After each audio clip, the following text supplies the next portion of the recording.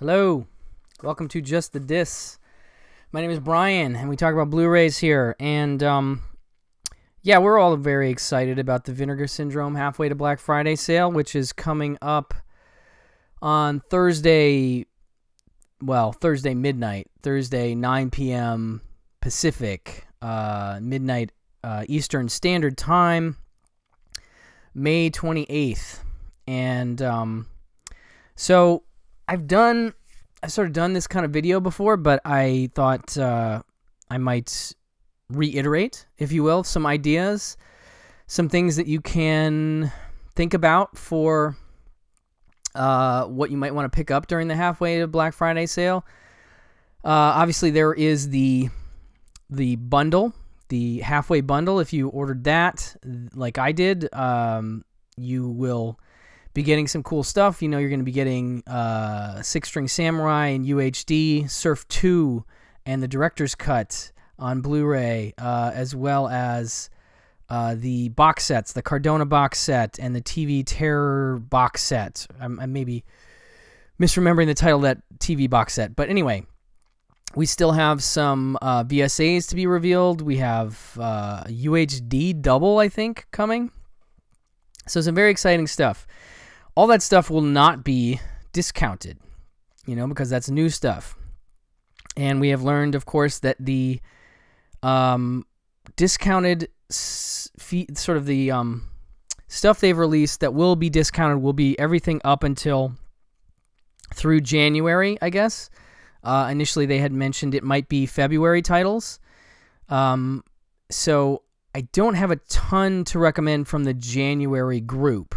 But I will go backwards in time and talk about stuff that has come out since the last Black Friday sale and prior to that, hoping that this stuff will all be discounted in a way that you might be interested in picking some of these up if you've been holding off since the last sale. I mean, this is obvious. You know, this was part of the Black Friday sale. And I think they've sold through the slips now. I could be wrong about that.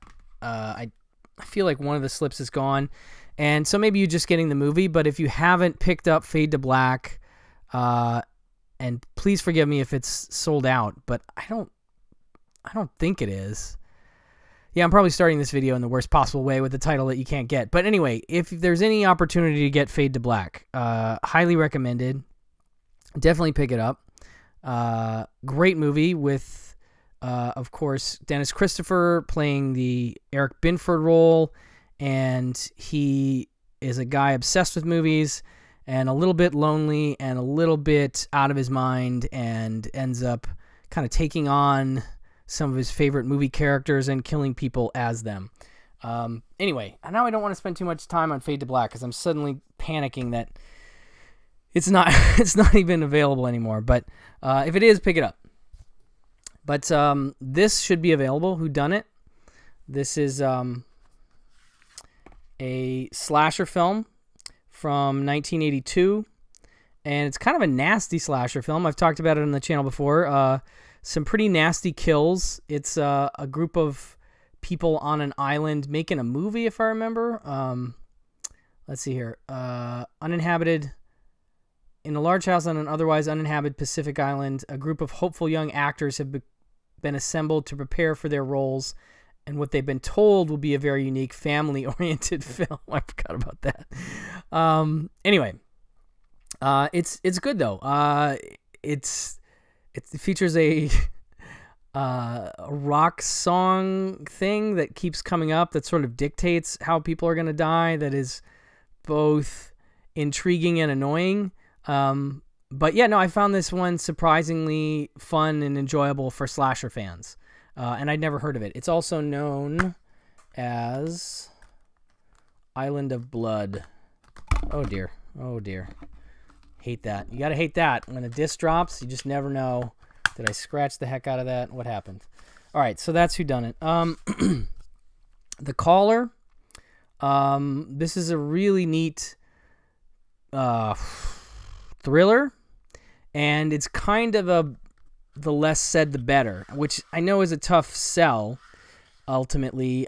This one is from 1987 and stars Malcolm McDowell and Madeline Smith. It's not exactly a two-hander, but kind of is. Kind of just the two of them. She lives in a remote cottage house. He shows up and says, my car's broken down. Can I use your phone? And she's kind of like, okay. And then it becomes sort of a cat and mousey kind of thing. And that's about as far as I'd like to go with it. But trust that the payoff is pretty interesting and pretty difficult to see coming and will frustrate some and amuse the heck out of others like it did for me. So I definitely recommend this one. This should be on sale. Bonkers stuff. Nightbeast, Don Dohler, one of the great regional filmmakers, making maybe his masterpiece. I'm sure many other people could make a case for other Don Dohler films, but this one with that guy, I mean, come on. It's nuts. There's lasers, and there's this dude, and it is kind of out of its mind. And a movie that I was really excited to see come out on Blu-ray. I didn't expect it, and I do recommend it.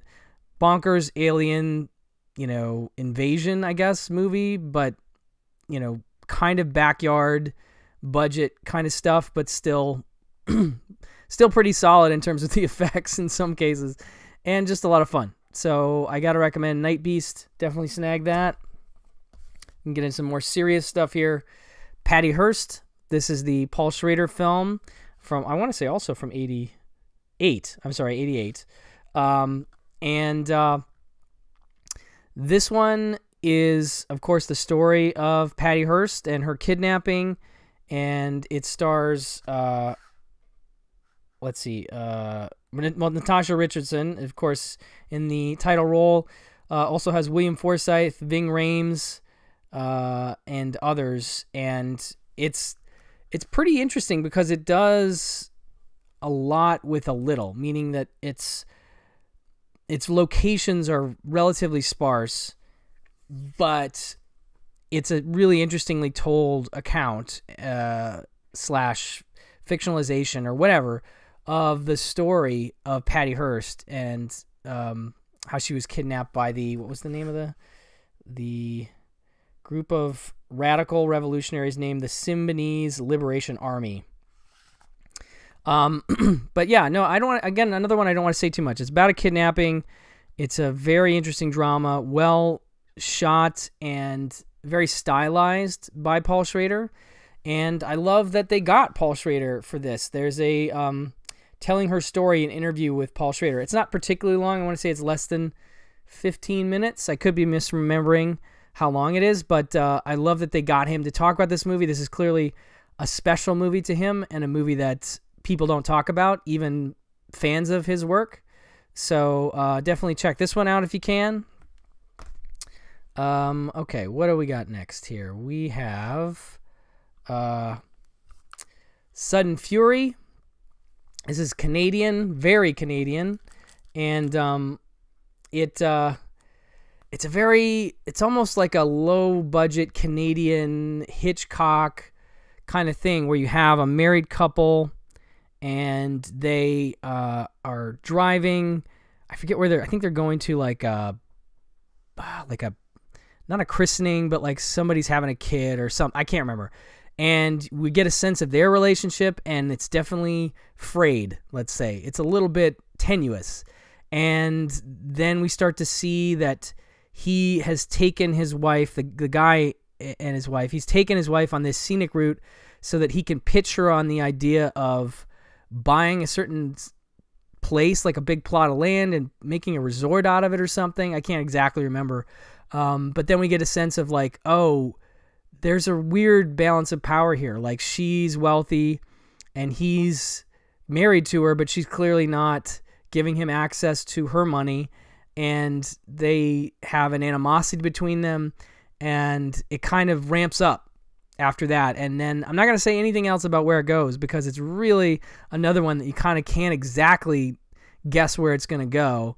And it's really interesting where it does go. But it's really pretty solid for a lower budget, thriller type, and definitely one of the better movies that Vinegar Syndrome has in their catalog. So definitely check out Sudden Fury. I've recommended this one before too. This is Shot from 1973, done by a bunch of film students in, I want to say Champaign or Urbana, Illinois, at the University of Illinois. And they, I can't remember if they like raised money through screening films or whatever, but they make this movie, and it's very much like ripping off The French Connection, but shot, in Champaign. So it's like you don't have quite the same urban locations, but they were able to get like a helicopter, and they do some pretty fun like chases and stunt work, squibs sort of. And it feels like, I've said it before, and I don't know if it comes off as the compliment I mean it to, but it's sort of like if the Max Fisher players from Rushmore graduated to making a thesis, actual film, it might be something like this. And so I just really enjoy it. Like, it's fun in parts and sort of silly, but it's just really surprising how much production value they were able to get out of this. But yeah, I think they still might have copies of this. And if they do, I'm sorry, I couldn't double check everything on the website because the website is currently down, as it does go down before the sale. And so I apologize in advance if any of these are not available when the site comes back up, but I just wanted to throw these recommendations out just in case. So this one is a blast, though. I definitely like this. This is one of my favorite discoveries, I think, of last year, and I totally dug it. Well worth looking at. Then we have another sort of indie drama, but this one's from 1974. Oh, I thought it was later. And it's about these two buddies. They're like, I want to say they've been buddies since high school. They go into the army together and they get out. And I think actually one of them, is he getting out of jail or is he getting out of, I think he's getting out of the army. And they decide to take like one last road trip together.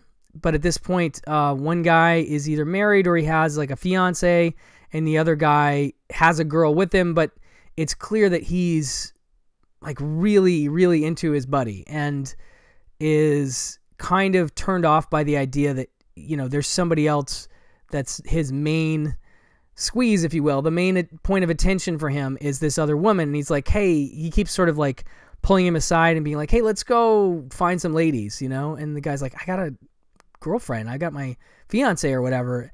And he sort of seems to want to torpedo their relationship for whatever reason. And we start to see that the buddy is kind of an unstable guy. And again, this is another one I don't want to spoil where it goes, but it kind of goes darker than I would have expected a movie like this to go. But it's a really interesting movie. Another one that I think is one of the better, objectively better films that Vinegar Syndrome has in their catalog. And I'm really glad they put this one out. So very solid, very interesting. If you're into 70s road movies with a dark twist, this is your jam. The Severed Arm. This one I I hadn't seen. It came recommended from one of the guys there at Vinegar Syndrome. And it is, it's not like going to be the mind-blowingly great slasher movie that you've been missing all your life, but I do think it's interesting. It's about a group of guys who end up stuck in a mine shaft, and it looks like they're not going to be able to get out, and they end up drawing straws to see who they can eat. And one guy, loses, and they cut off his arm to eat, and then they are immediately saved after that. I'm just setting this up. That happens at the beginning of the movie, because that's the inciting incident. So then these guys get out, and the guy is like freaking out because his arm got cut off, and the other dudes are like, oh, he's crazy. He's been under too long. He lost his mind. We don't know what he's talking about, this cutting his arm off. It happened in an accident. So then it's like a couple years later, several years later, and suddenly all the guys involved in the mine shaft incident start to get killed. And it's unclear if like the guy is back and, claiming claiming each of these people for taking his arm or what's going on. But it's kind of fun in that, you're kind of following these dudes around. You're like, oh, is he going to get it? And then you also don't know, is he going to kill them or just cut off their arms? And so there's like a fun, like, oh, is that guy's arm going to be chopped off? Like, it's very kind of silly, but also ultimately entertaining. And so I dug this one, and it's definitely underseen and underappreciated. All right. Pandemonium. I've talked about this one before too. It's a slasher spoof, and it has a really incredible cast, including Carol Kane, Tom Smothers, Deborah Lee Scott, Judge Reinhold, Pee Wee Herman, or Paul Rubens. Actually, there's more, and I'm blanking on them, but it's about like a cheerleader camp, if I recall. In 1963, a group of college cheerleading students were brutally slain by a mysterious killer, resulting in the closure of the school they attended. Now, former student and professional cheerleader Bambi has decided to reopen the institution. As new students arrive, it's not long before the murderer makes his presence known and the bloody hijinks resume. Even worse, the only hope of unmasking the culprit falls upon an overworked Canadian Mountie, played by Tom Smothers. But this is very goofy. It's like, I think I've said before, it's like the Rock and Roll High School of slasher spoofs in terms of like, it's sort of gag a minute kind of stuff. I mean, it's in the vein of like Student Bodies, but it's even more gag heavy than that. And so there's a lot of like, let's throw jokes at the wall and see what sticks. And a lot of the jokes are not going to stick for a lot of people, but there's enough jokes in it that work for me that I'm totally into it.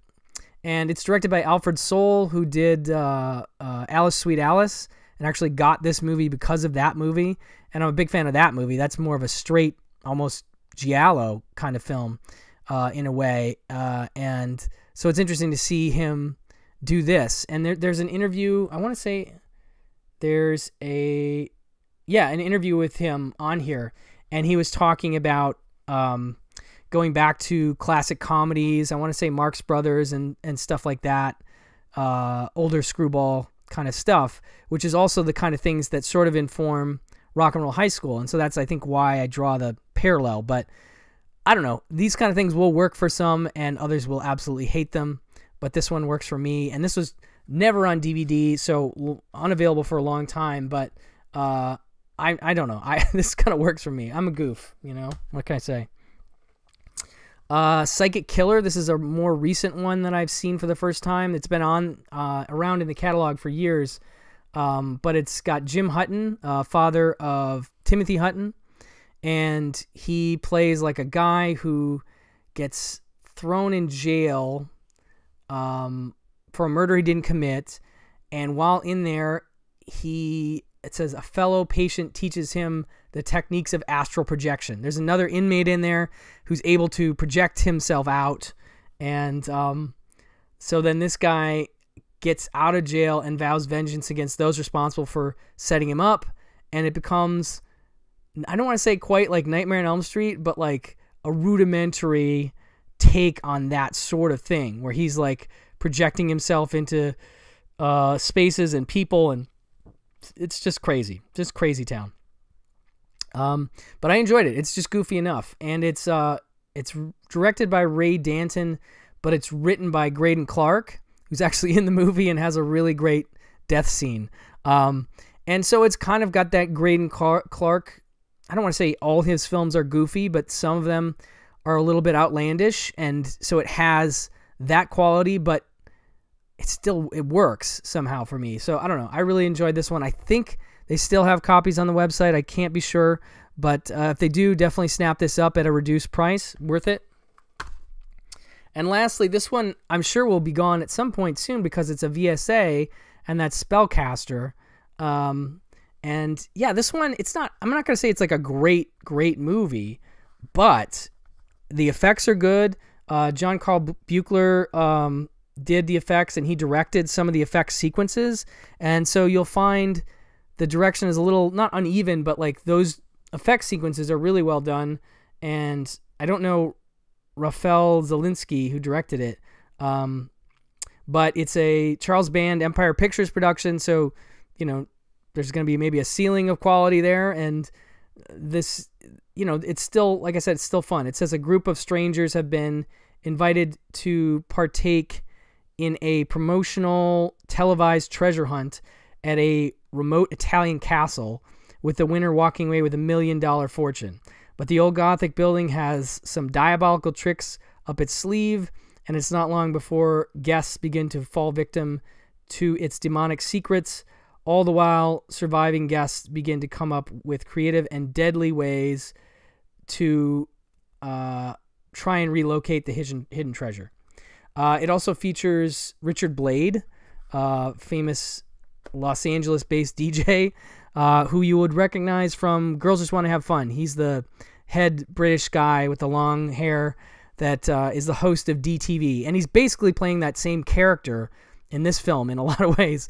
But it's a much bigger role, and I know that Richard Blade is actually really proud of, this film. And I just think it's an enjoyable horror thing, and like I said, the effects are solid when they occur. There's some really good set pieces of effects in it. So if you're into effects movies, it's worth your time, I think. And the VSAs, they tend to sell out during sales especially, and I think this one will be on sale. I can't be sure if the VSAs are going to be discounted or not. I know the VSUs won't be, but I want to say the VSAs probably will be. And so this one's going to be, if it's at a reduced price, going to take a significant hit in terms of stock. Like they won't have as many copies when the sale's over. I don't know how many they have at this time, but definitely worth grabbing if you're interested at all before it goes away. So that is Spellcaster. So that's it. Just a few recommendations for you guys to maybe try if you're interested. And I would recommend looking at the subscription. I may be looking at that myself, because if you end up buying, 2 or 3 of the monthly packages, you will be saving money between the 50% off the MSRP of, the rest of the year. This will run through December, basically, because they won't be open in December. The website will close down, but you'll get all the rest of the releases for the rest of the year. And you get a 50% off coupon for the partner labels. And that's something I should add, by the way. There's a lot of cool stuff on the partner labels. I'm going to recommend Fun City Editions. I've talked about them a lot. The slips are gone, but you should get Alphabet City before it sells out. Really great neo-noir from Fun City, and has Vincent Spano and Michael Winslow and Jamie Gertz. Kind of a One Crazy Night, but more of a drama noir One Crazy Night. But really stylishly shot. Great an inaugural release from Vinegar Syndrome. I think should be discounted as part of the sale. As should be, I think, I Start Counting, which is a really interesting and memorable coming-of-age thriller. One of the rare films of that genre mash, if you will, with Jenny Agutter, and she kind of is in love with her brother, and he's acting a little strangely. Could he be killing people? Who knows what's happening? But it's a really well done film, and I'm a big fan. And I think both Edgar Wright and Quentin Tarantino were fans of this one, and I like them. I maybe Edgar had heard of it, but I know Quentin hadn't heard of it, and I hadn't heard of it when it came out, and so this was a big surprise in that way. But definitely, has a nice interview with Jenny Agutter, and a commentary with Amanda Reyes and Matt Stevenson. The booklet with essays from Amanda Reyes and Matt Stevenson. And there's a new video essay from Chris O'Neill, and a commentary with Sam Deegan, which is great. She's wonderful.